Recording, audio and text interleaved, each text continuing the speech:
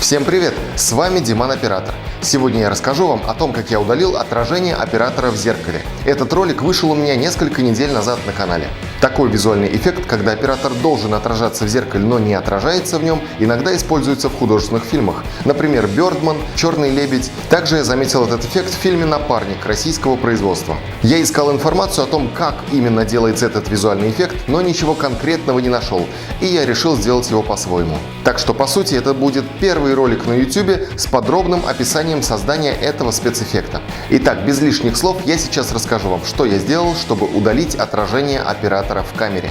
Давайте посмотрим на место съемки сверху. Оператор, танцоры, далее идет зеркало, отражение танцоров, отражение оператора и отражение заднего фона. Задний фон перекрывается оператором, а танцоры перекрывают и оператора, и задний фон. При создании этого спецэффекта есть два больших этапа. Первый – создание чистого фона без оператора. И второй – вырезание по маске переднего плана для того, чтобы положить его потом на чистый задний фон. Как сделать чистый фон в данном случае? Я сделал так. Я создал простую трехмерную плоскость и положил на нее текстуру шкафов, которые стоят на заднем плане. Фотографию для текстуры я предварительно сделал в процессе съемок. С полученной фотографии я убрал искажение оптики и подогнал текстуру по нужному размеру. Но перед всем этим нам нужно сделать трехмерный трекинг, то есть создать трехмерную сцену, в которой движения камеры будут полностью соответствовать движениям камеры, которые были во время съемок. Трехмерный трекинг я делал в программе Buju. Ранее я уже записывал обучающий ролик по этой программе, ссылку на него вы найдете в описании. Перед началом трекинга я убрал оптические искажения в видеоматериале. Здесь мы имеем довольно большое количество движущихся объектов в сцене. Из-за этого автоматический трекинг не даст результатов. И программа Buju создаст много решений камеры, совершенно не связанных друг с другом. Поэтому без таргет-треков здесь не обойтись. Итак, начнем ставить таргет-треки. Но здесь есть одна особенность, на которую обязательно надо обратить внимание. Как видите, зеркала стыкуются неточно. И, допустим, вот эту точку невозможно отслеживать на протяжении всего кадра.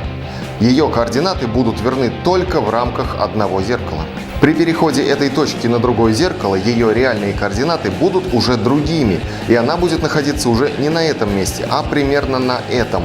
И корректно отслеживать ее положение будет уже невозможно. Поэтому делаем так. Вручную или автоматически отслеживаем таргет-трек по выбранной точке в рамках одного зеркала. Далее переходим в ту часть секвенции, где эта точка опять появляется в зеркале, и вновь ее отслеживаем.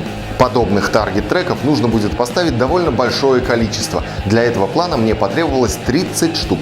Особое внимание уделите точкам, которые находятся у краев экрана. Именно эти точки, а не те, которые находятся в центре, оказывают наибольшее влияние на качество трекинга.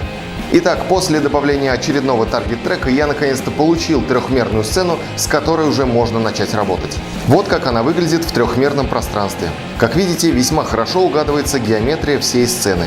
Начнем с рендеринга заднего плана. Как я уже говорил ранее, я сделал простую трехмерную плоскость и положил на нее текстуру шкафов.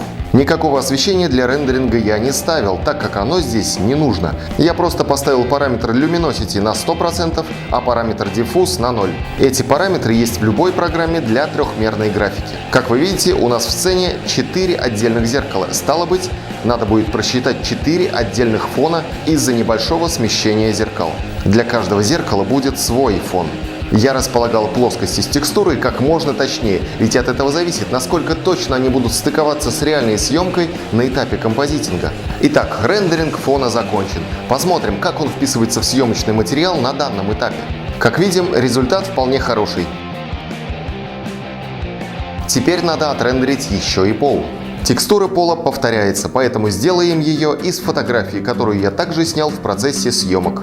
Я удалил оптические искажения с фотографии и в фотошопе сделал бесшовную текстуру. Рендеринг плоскости с текстурой пола тоже не особо трудная задача. Итак, я закончил всю работу с трехмерной графикой в данном проекте, и теперь мне предстоит много работы в After Effects. Как вы поняли, отрендеренный фон будет перекрывать оператора. Возьмем одну из 4 секвенций с фоном, которые я отрендерил, и положим поверх видео. Для каждой из секвенций я сделал 3 маски. Первая маска с размытыми краями будет перекрывать оператора. Вторая маска будет ограничивать первую маску в рамках одного зеркала. Для этого я ее поставил в режим Intersect, то есть пересечение. И третья маска будет ограничивать первую маску так, чтобы она не вылезала за перила. Она в режиме Subtract, то есть вычитания. Вот как это выглядит. Вторую маску надо подгонять особенно точно, так как именно на стыках зеркал возможны небольшие отражения оператора, которые могут портить общую картину. Теперь ту же самую процедуру делаем для остальных 3 секвенций с фоном. По окончании этого этапа посмотрим, что же у нас теперь получается. Получается все неплохо, оператор полностью перекрывается отрендеренным фоном. Далее надо поменять пол, точнее заменить его на отрендеренный. При съемке я старался двигаться так, чтобы отражения ног не выходили за поручни внизу. В дальнейшем это существенно облегчило мне работу. Добавим небольшую цветокоррекцию и слабое размытие, чтобы отрендеренная картинка хорошо вписывалась в видеоматериал. Сейчас все выглядит довольно хорошо. Теперь осталось разобраться с передним планом, так как и танцоры, и поручни должны быть поверх отрендеренного материала. Поручни были вырезаны по маскам, как и остальные детали сцены. Также были вырезаны по маскам и танцоры. Для вырезания танцоров по маске я использовал маску с размытием в движении. Параметры размытия масок в движении находятся в свойствах композиции и подбираются экспериментальным путем. Ротоскопинг или вырезание танцоров по маске у меня заняло около недели, по несколько часов в день. На данном этапе картинка выглядит вот так. По верхней части кадра вопросов нет, здесь все выглядит хорошо. Теперь надо разобраться с нижней частью. Я решил сэкономить себе кучу времени, и чтобы не делать маски для ног, я сделал кейнг исходного материала по цвету пола. Поскольку ноги танцоров хорошо контрастировали с полом, кейнг дал весьма хорошие результаты. Но все же, на тех участках, на которых я проходил за танцорами, пришлось убрать мои ноги из материала и сделать отдельным слоем маски для ног танцоров.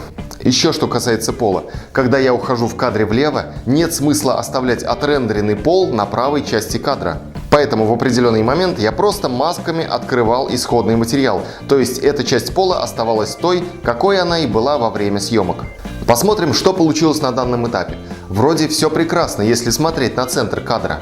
Но если посмотреть на эти предметы, то увидим, что кейнг пола слегка захватил и их. Ничего страшного, берем оригинальный материал, вырезаем по маске эти предметы, ставим их поверх всех слоев. Кроме того, как вы видите, мое отражение попало еще и сюда. Что с ним делать? Для решения этой проблемы в After Effects есть два замечательных средства. Одно называется Scale, другое Position. Чуть увеличиваем картинку и сдвигаем ее так, чтобы это отражение ушло за край кадра. Готово! Результат выглядит довольно неплохо. Конечно, мне существенно облегчило задачу то, что на фоне были именно шкафчики, а не какие-то предметы со сложной геометрией. В этом случае пришлось бы строить трехмерные модели этих предметов. А на съемках пришлось бы снять фотографии для HDR-панорамы, чтобы потом эту панораму использовать для корректного освещения предметов. Ну что же, на сегодня на этом все. Оценивайте видео, пишите комментарии, задавайте вопросы, подписывайтесь на канал. Впереди будет еще много интересного. С вами был Диман Оператор. Всем пока!